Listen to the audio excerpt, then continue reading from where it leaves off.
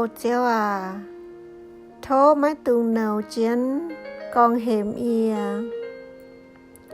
Mấy tùng chia chia chén tỉnh y như chửi.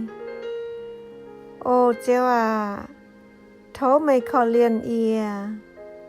Với chú ia cho kinh mau hải. Ô chéo à, thố chỏ ia. Với chú ia mãi mãi giật á chá. Ia nhìn hiếu cho kinh khâu hải.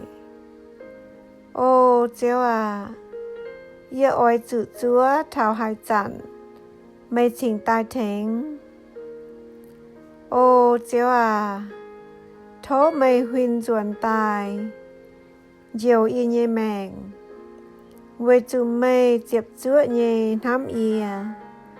Thố diều ia. Miên tại mình. Mãi mãi hải tàu hải chẳng tự mê. Yêm kên. Mai hải tàu hải chênh mê. Ia dùn chân yêm hải khấu hải. Ia muôn yếm. Wâm mùi yếm thầu. Ia nhê dông tàu. Dù wâm mùi. Tạp đôn dình.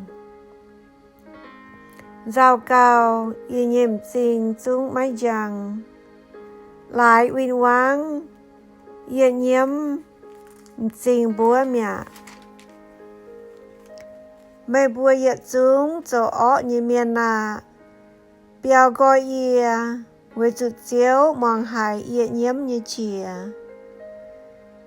Chiếu mong hải y chiếu như hòa. Y tạo cao như hòa. Chiếu giả tàu. Ia nhê yết chung uyên vắng. Ôi chú nháy. Cam dìa chú khấu hải. Nên bùa ôi chú thùy duẩn. Đùng diếp tăng. Chinh chú nháy á.